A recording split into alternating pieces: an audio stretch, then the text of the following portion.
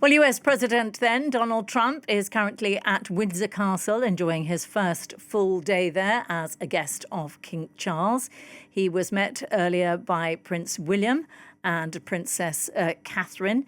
Today is a day of lots of pomp and ceremony before Trump heads tomorrow for talks with UK Prime Minister Keir Starmer at the Prime Minister's country residence.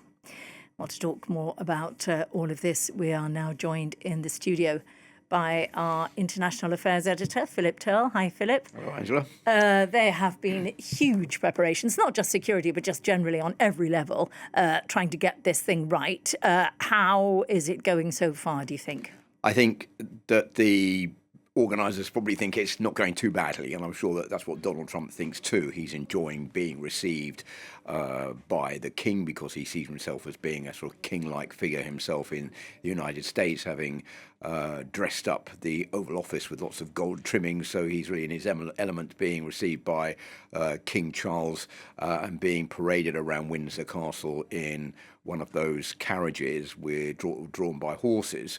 It's been a fairly busy day. Of course, a couple arrived last night. They slept in London at the residence of the American ambassador's palatial house in central London. Then by helicopter came to Windsor today, but there's been no contact with the general public, no chance for anybody to see Donald Trump in person. They've then been given this horse-drawn ride through the gardens around Windsor Castle, within the walls of Windsor Castle, and then shown part of the royal collection with elements that I think were chosen especially which could interest Donald Trump. They've also been to St James's Chapel to pay tribute to the late Queen Elizabeth II, who Donald Trump met on his last state visit to the UK during his first term in office. And then later today, there's going to be a dinner tonight, of course, when Donald Trump will be guest of honour with King Charles and 160 people around this enormous table in Windsor Castle, and a very carefully chosen menu. And of course, all of the people around the table very carefully chosen as well, to be put next to people with whom they have something in common to avoid any discussion or debate which could turn nasty. King Charles is going to make a speech that has been very carefully vetted.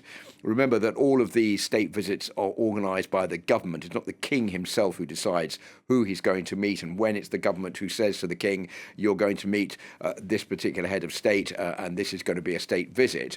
So it's been very carefully controlled by the government what King Charles is going to say. But what we don't know is what Donald Trump is going to say in his speech when he's due to stand up and make that speech during that dinner. What we do know is King Charles' speech is due to last for 7 minutes. And who knows for Donald Trump? What do you think the mood is in Britain? You know, we were looking earlier at some pictures from London of people protesting. I think that there's a mixed crowd. I think many people don't understand why Britain is receiving Donald Trump. They say that he doesn't really have anything in common with the UK. He's been a president who's been trampling on all of the human rights that have been held up for years in the United States, trying to do away with parts of the Constitution. He hasn't listened to Europe when it comes to the war in Ukraine. Why are we receiving the US president when we should be tying stronger links to our European allies to try to bring the war in Ukraine to an end?